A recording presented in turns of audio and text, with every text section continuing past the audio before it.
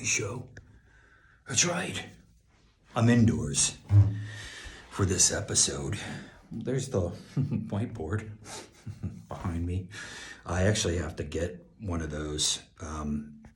In case you guys don't know, I live out in Los Angeles, and I'm writing the novelization to a television series.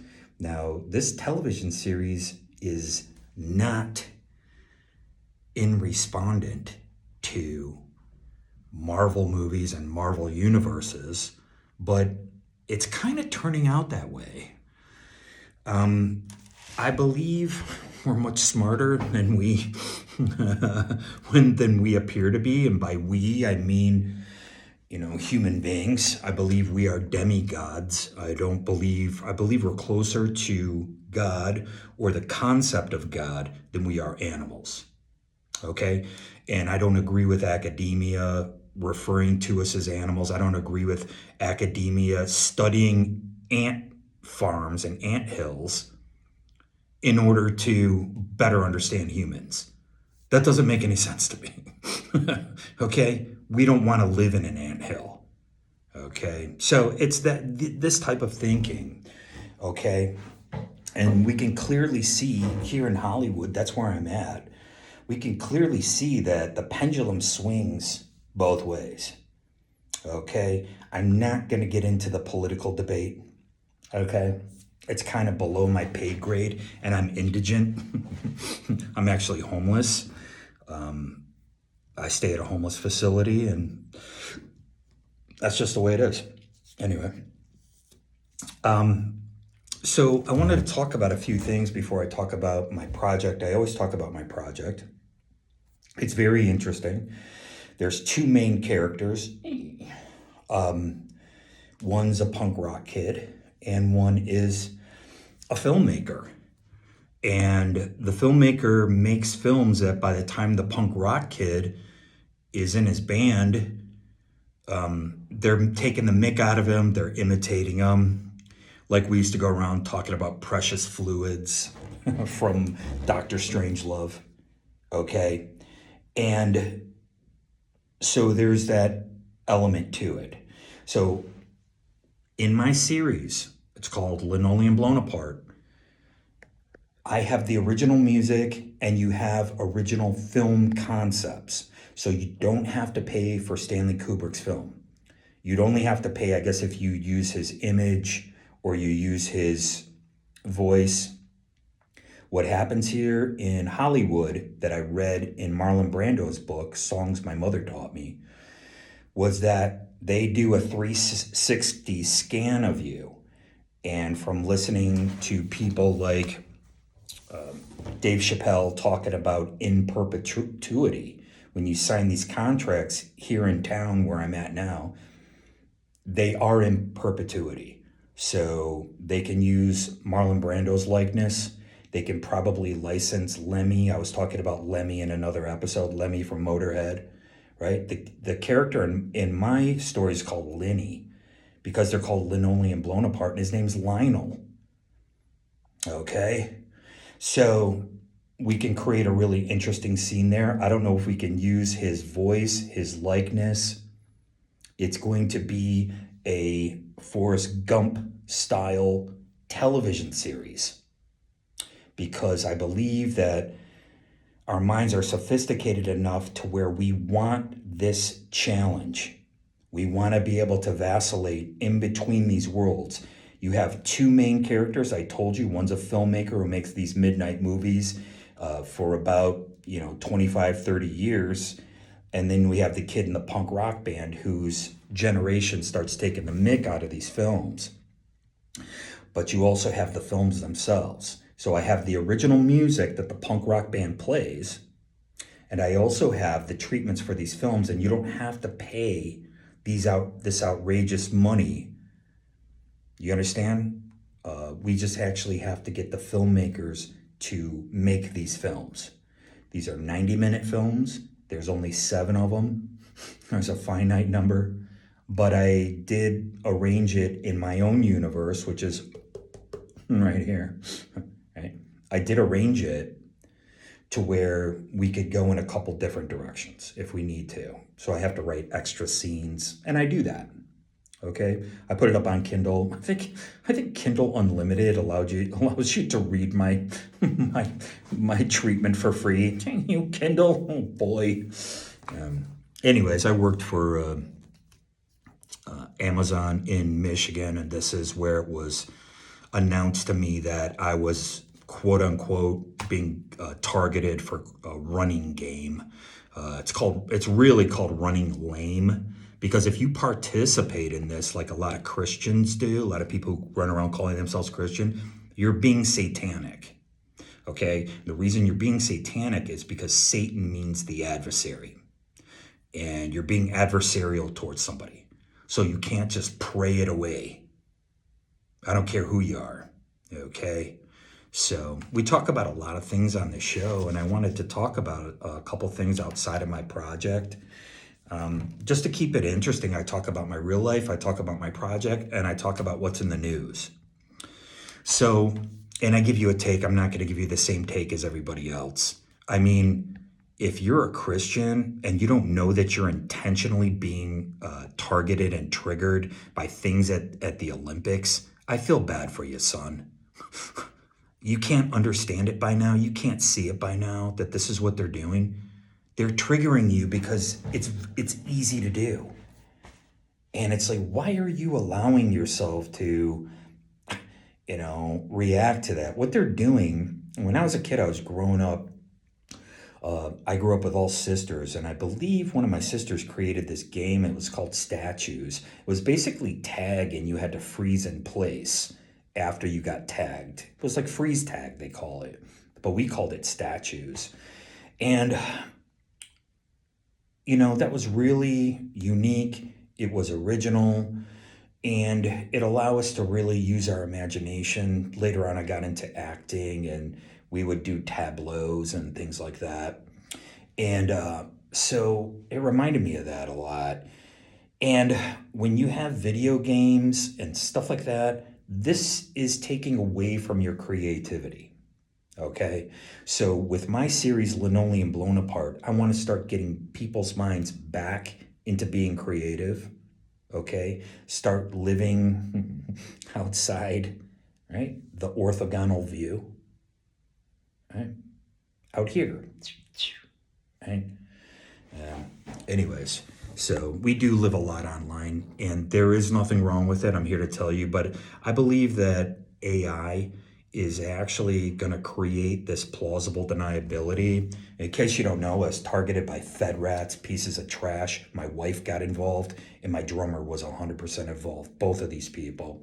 And it's a harassment. It's electronic harassment, and it's worse than that. It was neurological damage that I sustained. And I got some people who are the face of it. And, what it does, by the way, let me just branch off just for a second. I get a little heated, but I watch those police activity videos. Oh, I'm sorry. What I was saying was that AI creates a plausible deniability. So that's what they're going to use. And that's the look that my wife had on her face, like, I don't know what you're talking about. They're just liars. And like, man, you got to swim around in your own turds at the end of your life, and you have to reckon with that. Going around lying to people and LARPing people and quote unquote running game, you're trash. That's what you are. You got no business doing that kind of stuff in this world. So AI is creating this plausible deniability, and it's also creating uses for our imagination. And hopefully with my project, Linoleum Blown Apart, it could kind of be like dismissive of that. I want people to become immersed into this television series. I want people wrapped up and to say, what's going to happen next? What's happening with these characters? Oh, you know what? I like Linny's character. I like the punk rock. That's why I'm watching it. I like the midnight movies. I don't care about the punk rock. The music is good, but I'm watching it for this reason over here. And then this person is like, really? That guy has 7 films, and I want to watch every single film that the guy made. I have these film treatments from beginning to end. And I don't write shooting scripts. I didn't come to Los Angeles with my script in my hand. Oh, okay. I was being repped in New York in the 1990s by Don Buchwald Agency. I tell you guys all that stuff. I don't want to repeat myself. Okay. So this is a way that I'm trying to show you how you use your discernment. You can't just vacillate and suck in these media deep blue stories, because media's changed. They don't have journalists going out there and doing their job and writing stories. There's a few, but not many. What you're getting are these electronic stories, and they're basically stealing information. And how they do it is through metadata, okay? They steal it through metadata. What metadata is, it's not an exact duplicate, it's an axiom, okay? It's a cipher. So when I say I'm going to the store, they can steal that information because they're not stealing my actual text. Hey, I'm going to the store, and stealing my GPS positioning system. Geo means Earth. Okay, my geo positioning system, and S means system, it doesn't mean satellite. They can do it through the metadata, okay, meaning that they're getting this information in a different way, and this is the cipher that they use. Okay, now understand that the godfather of metadata, his last name was Macintosh, just like Apple. Right? And that's what they use. All these companies, everybody from Google, which is a play on the Google, look into it yourself. It means your smartphone is weaponized, 100%. That's what they were using on me. And they all had plausible deniability. And they think it's funny. It causes neurological damage. And it's also an addiction. Okay, now when I was watching this police, I watch body cam videos. This little kid, he's 7 years old, he has his device, he's playing his games. His uncle gets stopped by the police and tries to run from the police. The police officer, for whatever reason, chose to shoot the man with a 7-year-old right next to him. He shot him. I believe the uncle fell out of the vehicle, and the vehicle rolled to a stop, but not before hitting a pole, a light pole. So obviously the police officers run to the 7-year-old kid. They pull him out, and he says, "Where's my phone?" He doesn't cry. He doesn't ask about his uncle. He asks about his phone. Take a look at any of these videos, okay? The police cam videos I'm talking about, the only thing people care about is their phones. Nobody is talking about how or why. I know how or why, because they were using it as a torturous device. And let me tell you something, I like Peter Thiel. I like that guy. I mean, he's a smart guy, and so a lot of these guys are cool. I'm not saying I'm a Zucky man, but Peter Thiel put money into Facebook early on. He's a Meta. He owns stock in the Meta Corporation, okay? These apps are weaponized, right? The Google is one with a million zeros behind it. To the millionth power is what they're saying. And that relates to hertz, cycles per second. And once it goes past, I think, 10 to the 17th power, which is really low compared to the millionth power, even at 17 cycles, 10 to the 17th cycles per second in hertz, that's how they measure it, it can get into dangerous territory, and it is weaponized. Now, I'm getting ChatGPT to tell me a lot of things. I talked before about Thermus aquaticus and this bacteria, and the bacteria is what gets into our bodies. Okay, I don't want to get too far afield, but I'm going to show you how you use your discernment. We just had the overthrowing of Roe versus Wade. Okay, everybody's up in arms about it. I'm just taking a step back from these political notions right now, okay? And I'm laying in bed, got my headphones on, going to sleep. I put on a little NPR to listen to go to sleep, and I catch a news story. The news story tells me that the abortion pill is up 11%. Okay, it went from 6% usage to 11% usage since Roe versus Wade was overturned. What does that tell you? What does that tell you? Overturning Roe versus Wade is more about getting people to take this abortion pill, this toilet baby pill, than it is anything else. Because look, it worked. So this is how you use your discernment. Now, there's a good chance that I would have missed that story. I don't really listen to NPR. It was a one-off. It just happened to be on, and I stuck it in my ear. And I'm like, oh, I go to sleep. I'll listen to these guys blather on about something. And I happened to catch that. And I was able to put two and two together. That's how you use your discernment. Don't listen to anybody when they're telling you it's confirmation bias. Don't listen to anybody who's telling you it's Dunning-Kruger. Okay, you could call anything Dunning-Kruger when you're at the beginning stages of gathering information in order to form a hypothesis behind it and to pursue it further. Okay, muy importante, right? I talked before how science is a verb, it's not a noun. I talk about orthogonality. You have to look this stuff up yourself. I also talked about Satoshi Nakamoto, meaning, right? You guys remember Pulp Fiction, right? I'm an American, honey. Our names don't mean shit, right? Our names mean nothing. But in other countries, they do. And in Japan, Satoshi Nakamoto means bias from within the source. I'm the only one who's bringing this up. I made a video. I think I got 160 hits. That's not bad. Okay? That's not bad for me. You could see, take a look at my channel. It's buried. Everything is buried. Oh, well. Do you realize that when I was in a punk rock band, it was like screaming into the abyss? Do you realize how many shows we did and nobody showed up? And I go back to Michigan, it's the same gatekeeping bitch crew.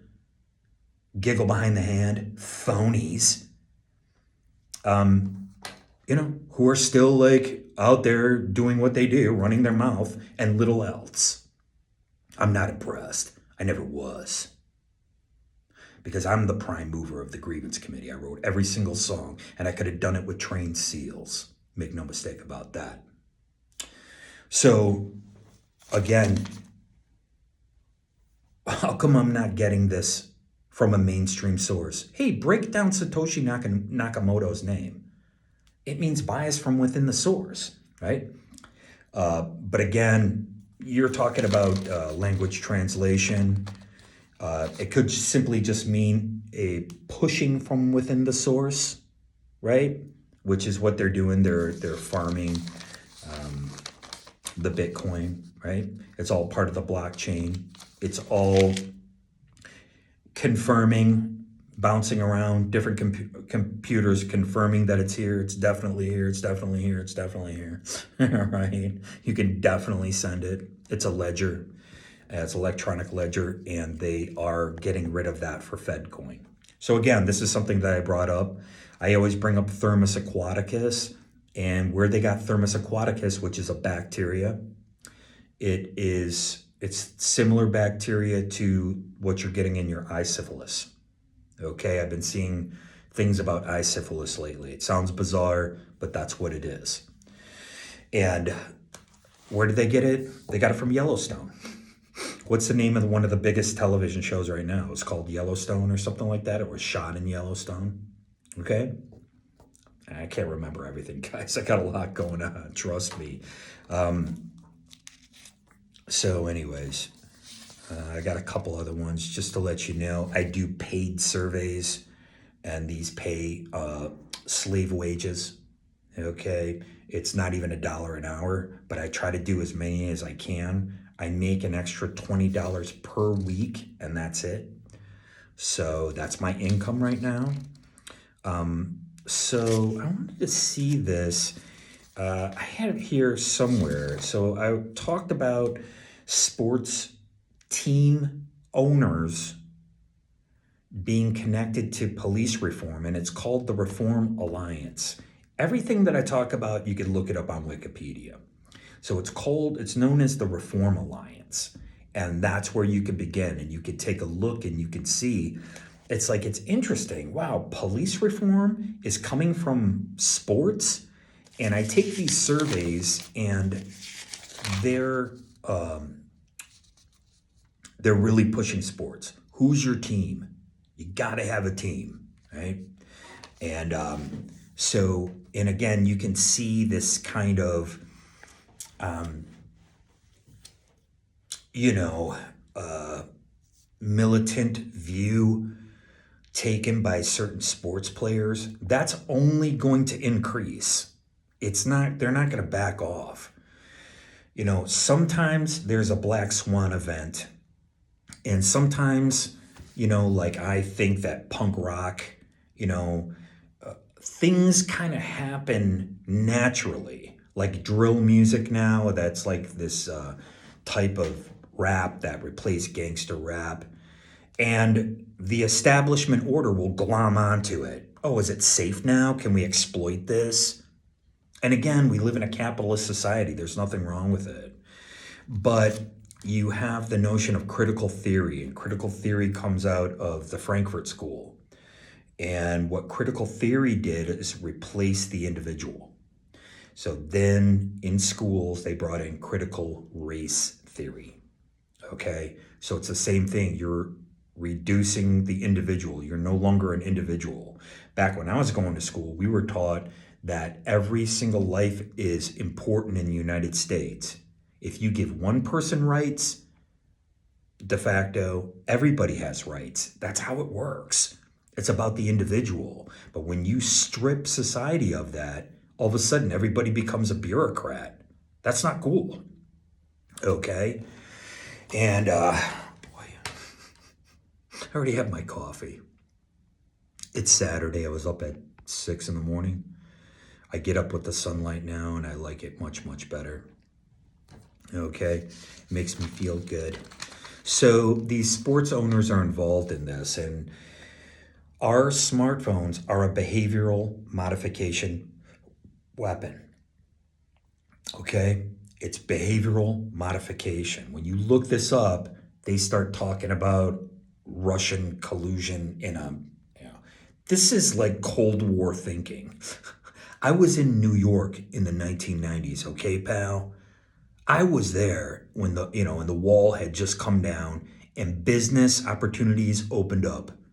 And that was with Clinton getting loaded with, what's his name? Remember that guy? I can't remember his name. The Russian president who was always getting loaded all the time.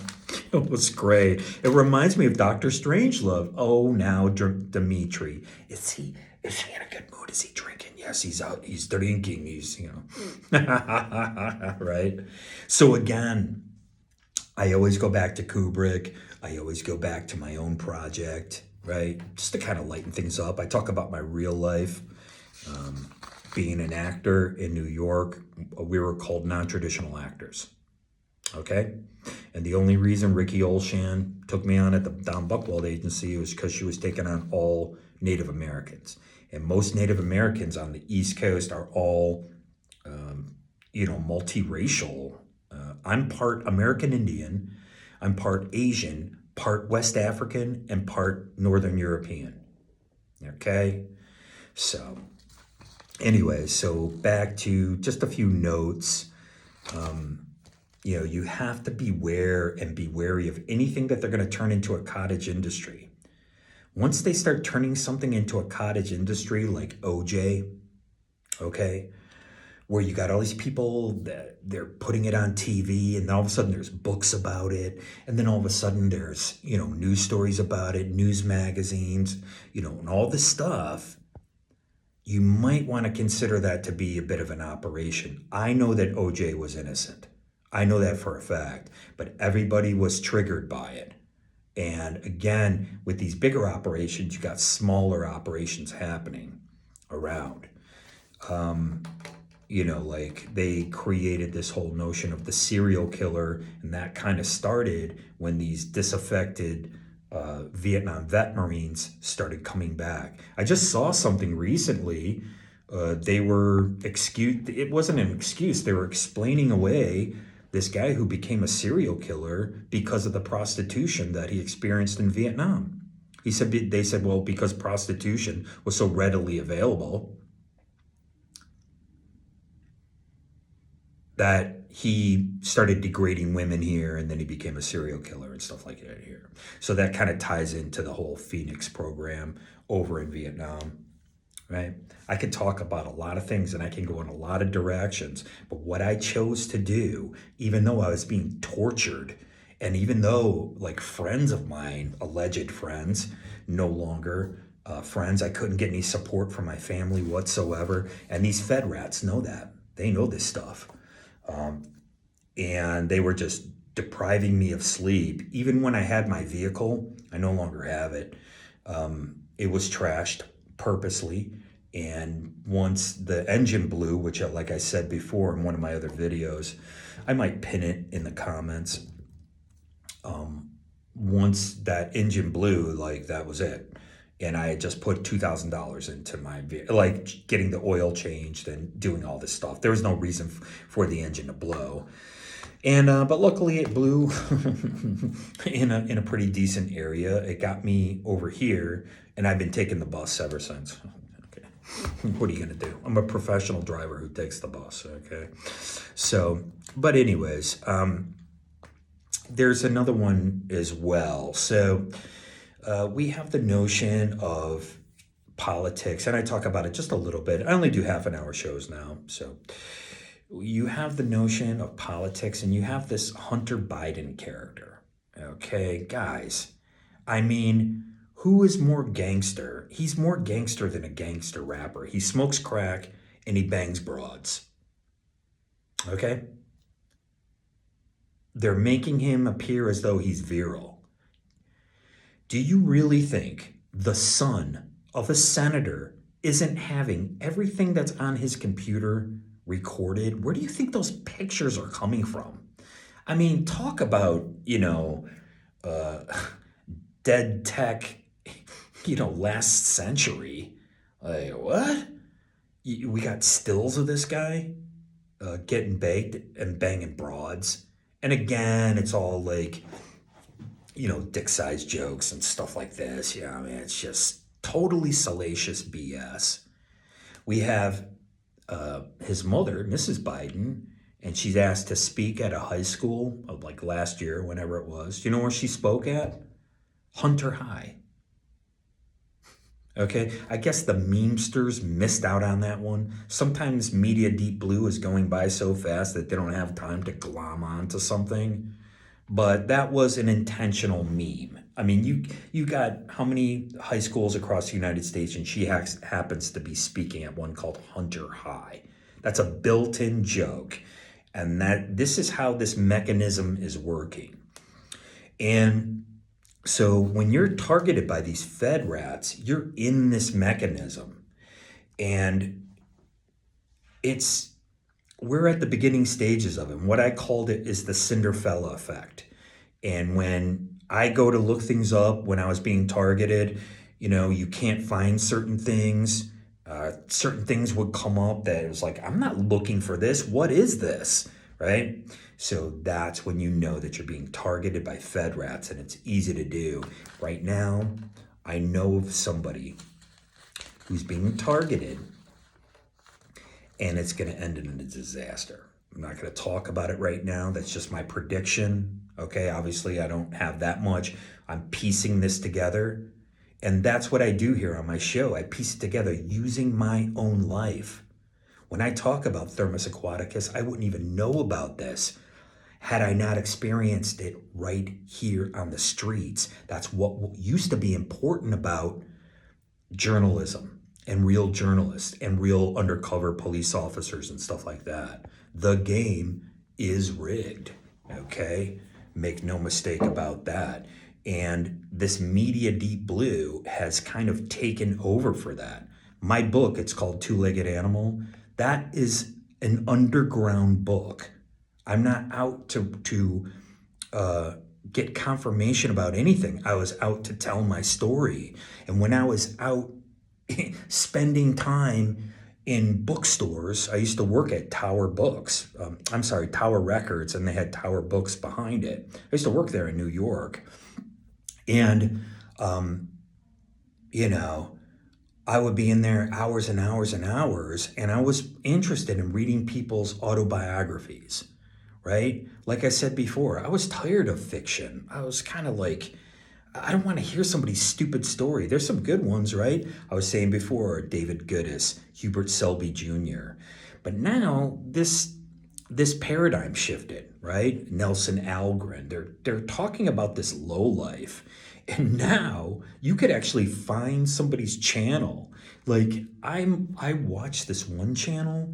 It's just very bizarre. And this person's life is like a Hubert Selby Jr. book. I mean, it's just like, it's insane. And so I kind of check in with these certain channels every once in a while.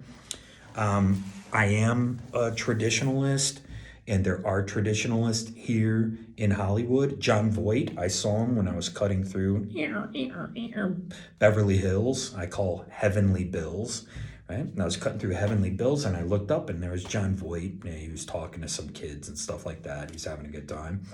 I'm trying to think. I saw Jessica Chastain. I told you guys that story before. I like these little stories. Like I said, I was working out in, I think I told you guys this story before too. I was working in New York. I was a production assistant. My family, they don't ask me anything. They don't say, if I had a kid and he was on TV and he did a commercial and they're playing it 30 times a day, I'd be like, what was that like? Come here, tell me all about it. Wow, look at this guy. My family couldn't say shit if they had a mouthful of it. They get deer in the headlights-itis. They just sit there. I mean, like, that's why I said, man, I'm not in a competition. I'm certainly not in a competition with my sisters. I'm certainly not in a competition with any bitch boy, mama's boy from Royal Joke, Michigan, who fucking tosses word salad. This is just insane to me. So I keep going. Okay, so I don't know. I might do another episode. I really want to talk about my project, Linoleum Blown Apart. I might have to do a separate video for that. But I do like vacillating around within these stories. I talked about the economic crash that's coming next year. This is why Trump is getting into Bitcoin and stuff like that. They're getting ready to make a Fed coin. When the economy tanks, like Michael Burry said that it was. Michael Burry is the one who called the 2008 financial crisis, one of the people, and they made a film called The Big Short based on a book. I read another book by that same writer, whose name escapes me. They all do. And it was called The New Thing. Okay, and with our handheld monoliths, this is it. This is the new thing. We're always searching for the new thing. And this kinetic editing, we call it TikTok editing, where it kind of like puts us in a little bit of they call it an alpha state or whatever it's known as. It kind of hypnotizes you a little bit. Consider it brain rot. I consider it brain rot, but I don't think there's anything wrong with it. I'm sifting through and I'm looking for information. I don't think there's very much nefarious stuff out there. I think information is coming so fast that we're able to call it out. So I wanted to talk also about Julian Assange. Okay, so before we were all put on lockdown and we couldn't leave our houses, Julian Assange was put on lockdown. Remember, he was hiding out in an embassy somewhere? He was one of the first persons who they would always make it sound like in the newspaper that he's like locked up somewhere indoors. Well, he's been living his life online the entire time. Most of the newspapers around the country started slowly laying people off. Why? Because Julian Assange was delivering them their news and information. and it was allegedly hacked, that's not true. We are entitled to the Federal Papers Act. We are entitled to those papers. We are entitled to any person in public office. We are entitled to all of their emails. Okay? And I guess only in a courtroom would you be able to see their personal emails and stuff like that. I don't know, like, where is the line? If you're in public office, you don't have any personal emails anymore. It's like, aside from, I'm going to pick up groceries, nobody cares about that. But we're entitled to those. And nobody made this distinction. Nobody drew the line here. And that's what I'm doing. That's part of what I'm doing, and that's why I'm doing my show.